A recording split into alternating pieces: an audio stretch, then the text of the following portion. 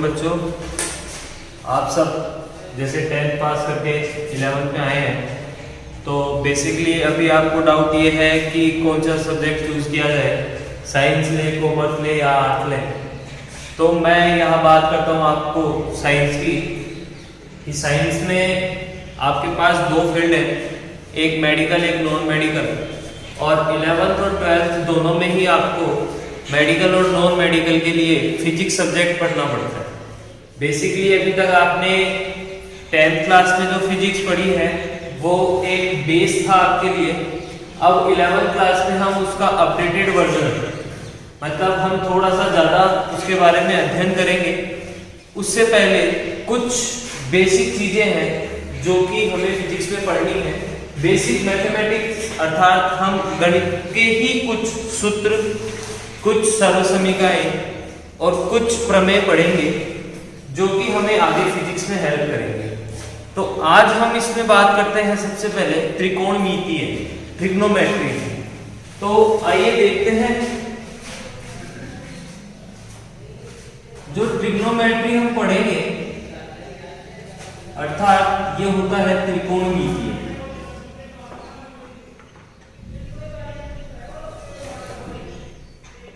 ये सब आपने 10th क्लास में पढ़ा है, पर 11th क्लास में भी आपके ये सूत्र काम आएंगे। तो एक बार देखते हैं। तो सबसे पहले हम बात करते हैं एक समकोण त्रिभुज। ये आपके पास एक समकोण त्रिभुज बनेगा जिसमें एक कोण 90 डिग्री का होता है। यहां हम इसको कोण मान लेते हैं थीटा, और त्रिभुज का नाम आपने दे दिया ए, बी और सी। अब यहां से हमारे को समकोण त्रिभुज में तीन चीजें पहचाननी होती हैं, लंब, आधार और कर्ण। यहां से हम देखते हैं लंब, आधार और कर्ण। लंब को इंग्लिश में बोलते हैं परपेंडिकुलर,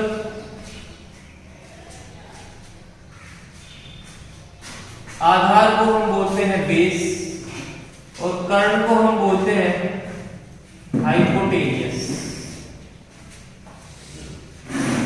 अब इनकी आइडेंटिफाई हमें करनी है। तो आइडेंटिफाई करने के लिए हम देखते हैं एक समकोण त्रिभुज जहां हमने एंगल माना है, एंगल के सामने वाली जो भुजा होगी, जो आर्म होगी, जो साइड होगी, दैट इज कॉल्ड परपेंडिकुलर।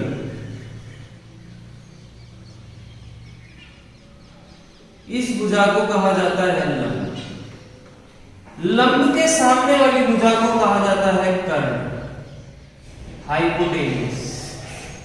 जो रिमेनिंग टर्म बच गई उसको हम बोलते हैं बेस, आधार।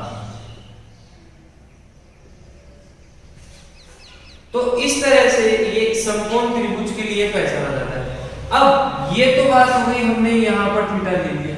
अगर हम इसको थीटा मान लेते हैं तो हम इसको थीटा मानेंगे, इसके लिए ये हो जाएगा लंब, परपेंडिकुलर। लंब के सामने वाली भुजा कर्ण, हाइपोटेनियस। बच गया जो आधार, base. Angle theta 4a, it means जब a पर हमने एंगल माना तो इसके लिए परपेंडिकुलर BC साइड होगी और बेस AB साइड होगी। और यदि हम एंगल C को थीटा मानते हैं तो इसके लिए परपेंडिकुलर AB होगा और बेस BC होगा। ट्रिग्नोमेट्रिक फंक्शन में एक छोटा सा फॉर्मूला चलता है, दैट इज लाल बटे कक्का। लाल से L फॉर लंब, A आधार, के कर्ण। इंग्लिश में यदि हम इसको बोले तो इंग्लिश में लंब को हम बोलते हैं परपेंडिकुलर, आधार को बोलते हैं B, लंब को P, के कर्ण को हाइपोटेनियस और B। पंडित बद्री प्रसाद हर बोले। ये होता है लॉजिक याद करने का। हिंदी मीडियम के लिए लाल बटे कक्का और इंग्लिश मीडियम के लिए पंडित बद्री प्रसाद हर बोले।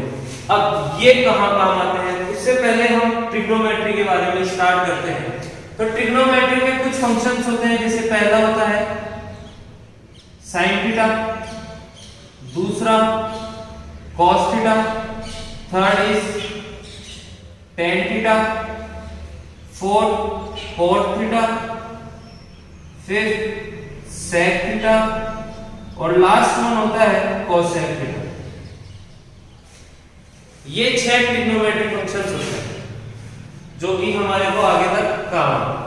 अब यहां से हम बात करते हैं सबसे पहले साइन थीटा। तो यहां आप ये सूत्र लेंगे L/K, जो भी पहले चल रहा है इसको हम उठाएंगे और यहां लिख देंगे L/K, या हम कह सकते हैं P/H, या हम कह सकते हैं लंब बटे कर्ण। इसी प्रकार हम cos थीटा की बात करेंगे तो cos थीटा के लिए दूसरा टर्म क्या है, आधार बटे कर्ण, आधार बटे कर्ण।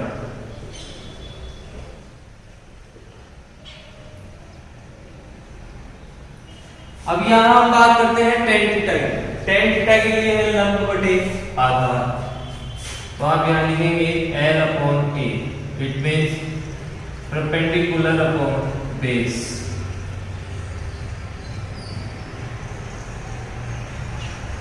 अब एक बात बोले हम डायग्राम पे आते हैं। डायग्राम पर आते हैं तो हम देखते हैं इस समकोण त्रिभुज के लिए यदि हम साइन थीटा की बात करें तो देखिए साइन थीटा का फॉर्मूला हमें याद है, लाल बटे कर्का से लंब बटे कर्ण, परपेंडिकुलर अपॉन हाइपोटेन्यूज। तो अब थीटा यहां पर है, इसको एक बार हटा देते हैं। तो थीटा के लिए अब साइन थीटा का फॉर्मूला हमने पढ़ा क्या, लंब बटे कर्ण। लंब क्या है, AB, तो आप यहां लिखेंगे AB अपॉन कर्ण क्या है, AC, तो हमने यहां लिख दिया AC। इसी प्रकार हम अगर cos थीटा की बात करेंगे तो cos थीटा क्या होता है, आधार बटे कर्ण, आधार बटे कर्ण। आधार कितना है, BC, और कर्ण कितना है, AC। तो इस प्रकार हम ये आगे के फंक्शंस भी करेंगे। अब बात करते हैं हम cot थीटा। तो यहां सर ये तो पूरा खत्म हो गया, अब क्या करें, अब कुछ नहीं करना है, अब इसको उल्टा करके लिख दो। किस तरह से, KA/LAL, और यहां से रिवर्स में चलते हैं, आधार बटे लंब, तो हम इसको लिख देंगे A/L, या यहां से हम देखें तो B/P, अर्थात आधार बटे लंब। ये हमने यहां लिख दिया। इसी तरह सेक थीटा में अगला क्या करना है, K/A, तो हमने यहां लिख दिया K/A और H/B बराबर कर्ण/आधार। कोसेक थीटा के लिए भी देखेंगे तो कोसेक थीटा के लिए क्या आता है, K/L, या फिर K फॉर कर्ण, H लंब, P कर्ण बटे लंब। यहां ये तीन सूत्र को अगर हम देखें तो ये तीन सूत्र क्रमशः इनके उल्टे हैं। जैसे cot थीटा आधार बटे लंब, किसका उल्टा है, लंब बटे आधार tan थीटा का। तो यहां से कुछ जो इनके संबंध बनते हैं वो संबंध क्या आते हैं, यहां हम लिखते हैं relation between trigonometry functions. Sine theta बराबर, अब आप देखिए साइन थीटा का सूत्र क्या है, लंब बटा कर्ण।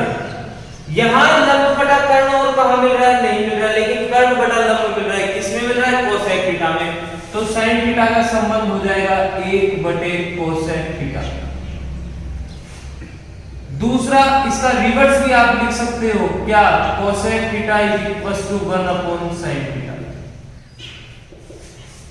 थर्ड, इसी तरह देखो cos थीटा का सूत्र है आधार बटे कर्ण, और यहां आपको sec थीटा दिख रहा है कर्ण बटे आधार, तो इसका फॉर्मूला बन गया cos थीटा = 1/sec थीटा, या आप लिख सकते हो sec थीटा = 1/cos थीटा। अब दो टर्म बच गई आपके पास tan और cot, तो उसको हम लिख देंगे tan थीटा = 1/cot थीटा। या cot theta is equal to 1/tan theta. इसके अलावा यहाँ पर आपको एक सूत्र और पढ़ना है जो जनरली आपको काम लेना होता है, tan theta is equal to sin theta upon cos theta, या हम इसको ये भी लिख सकते हैं cot theta is equal to cos theta upon sin theta. तो इस तरह से ये एक बेसिक हमने पढ़ाई की है। इसके आगे हम देखेंगे, एक बार हम वापस से समझ लेते हैं। एक समकोण त्रिभुज है जिसमें हम जो कोण मानेंगे उसके सामने वाली भुजा को लंब, परपेंडिकुलर, इसके सामने वाली साइड को हाइपोटेनियस कर्ण, और जो रिमेनिंग टर्म थर्ड साइड बचेगी दैट इज बेस, आधार। इसके आधार पर हमने यहाँ पर ट्रिग्नोमेट्री फंक्शंस के बारे में स्टडी की है। ट्रिग्नोमेट्री फंक्शन 6 होते हैं, sin theta, cos theta, tan theta, cot theta, sec theta, cosec theta. Right, angle side जो है आपका समकोण त्रिभुज, उसके बेस पर हमने इसके सूत्र बनाए और इनका रिलेशन फाइंड किया। अब हम बात कर लेते हैं चतुर्थांश की। चतुर्थांश का मतलब हो गया आपका यहाँ क्वाड्रेंट।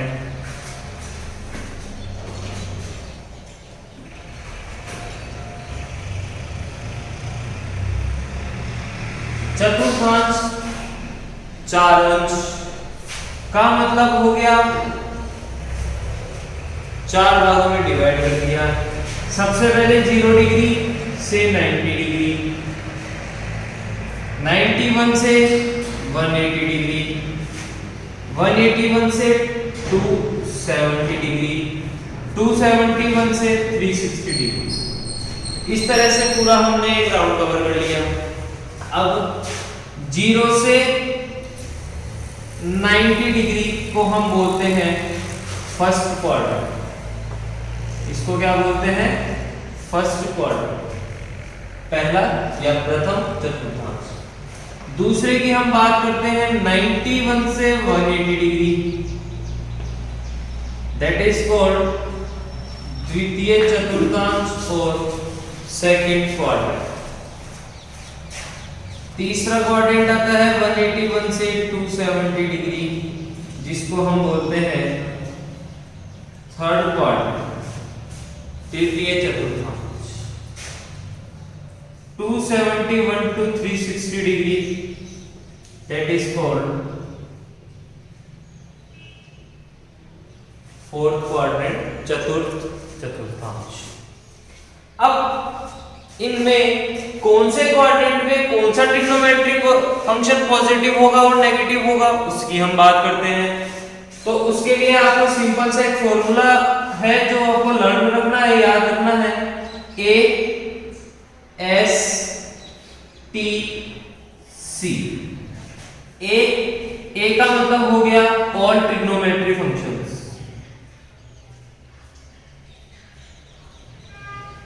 इसमें कौन कौन से आ गए?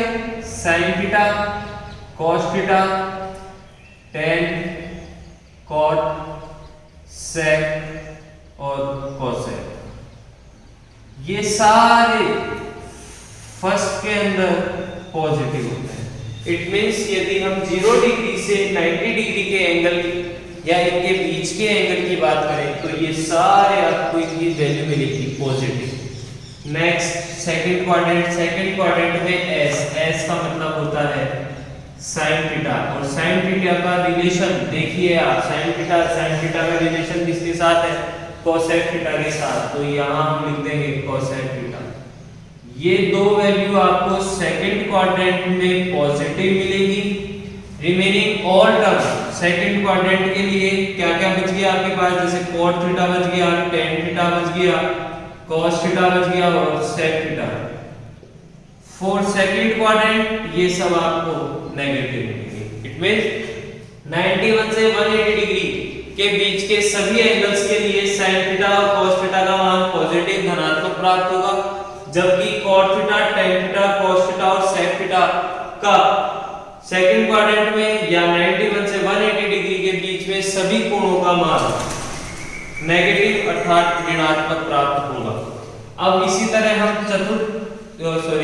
तृतीय क्वाड्रेंट अर्थात थर्ड क्वाड्रेंट की बात करते हैं। तो थर्ड क्वाड्रेंट के अंदर आपको tan थीटा, और tan थीटा का संबंध आप देखिए किसके साथ है, cot थीटा के साथ है।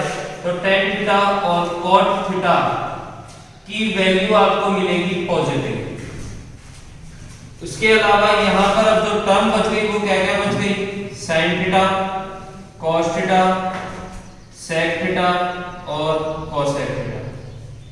ये सब आपको फोर्थ क्वाड्रेंट के लिए, सॉरी थर्ड क्वाड्रेंट के लिए मिलेगी नेगेटिव, अर्थात 181 टू 270 डिग्री के एंगल के लिए tan थीटा और cot थीटा की वैल्यू पॉजिटिव अर्थात धनात्मक प्राप्त होगी, जबकि इन चारों की sin cos sec cosec की वैल्यू या मान ऋणात्मक प्राप्त होगा।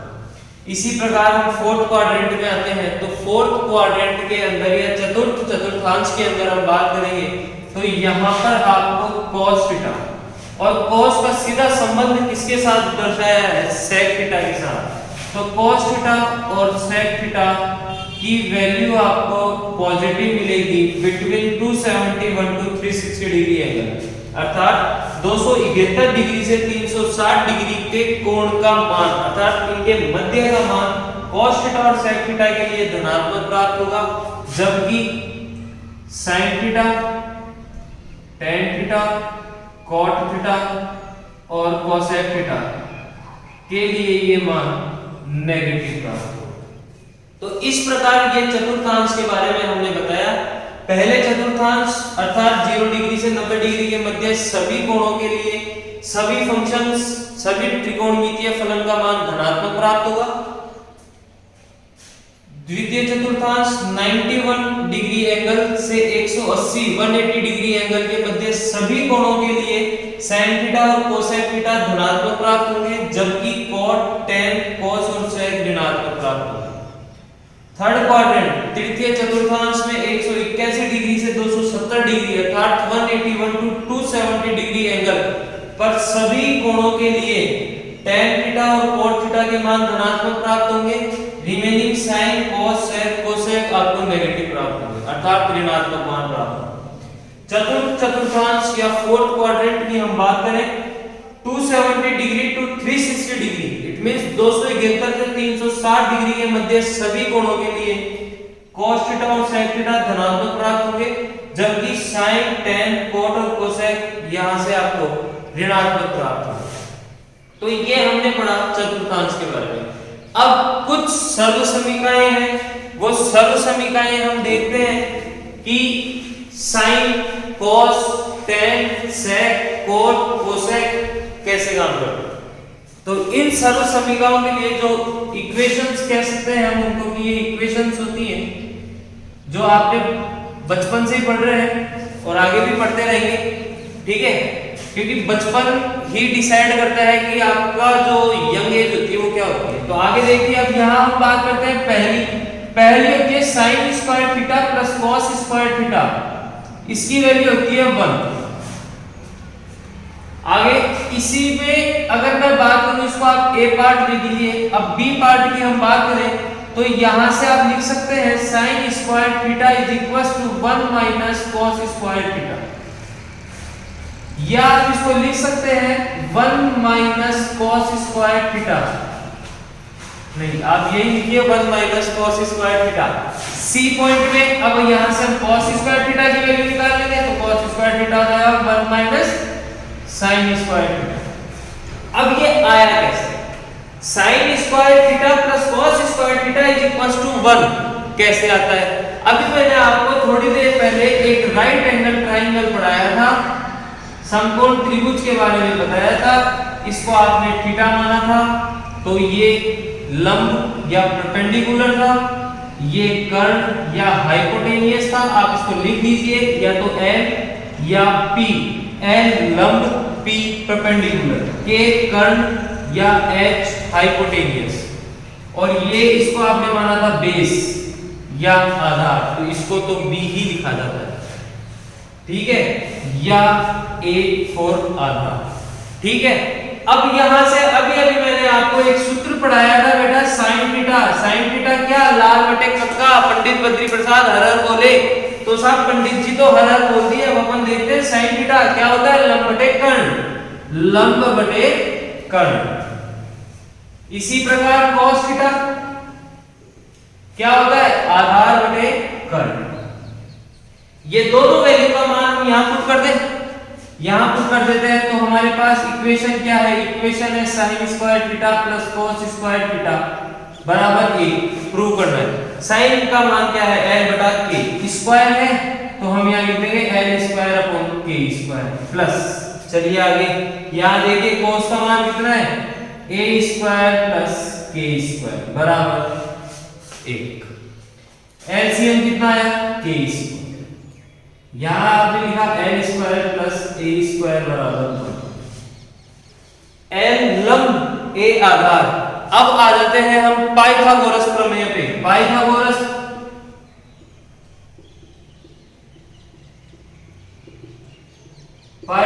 प्रमेय क्या होती है, कर्ण स्क्वायर इज इक्वल टू लंब स्क्वायर प्लस आधार स्क्वायर, अर्थात हाइपोटेनियस या के स्क्वायर बराबर लंब प्लस, तो यहां से देखिए एल स्क्वायर प्लस ए स्क्वायर को आप क्या लिख सकते हैं, के स्क्वायर। तो यहां हम के स्क्वायर लिख सकते हैं, यहां अगर मैं के स्क्वायर लिखता हूं तो बटे में कितना आता है, के स्क्वायर बराबर 1। इससे ये कैंसिल, क्या बचा, 1 बराबर 1। तो इस तरह से sin square theta plus cos square theta की वैल्यू क्या प्राप्त होती है हमें, 1। आगे चलिए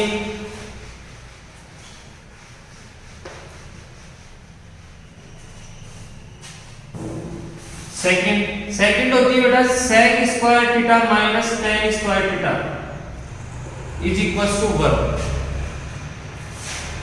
इसको आप कैसे लिख सकते हैं, sec square theta is equal to 1 plus tan square theta. सी आप लिख सकते हैं tan square theta is equal to sec square theta minus.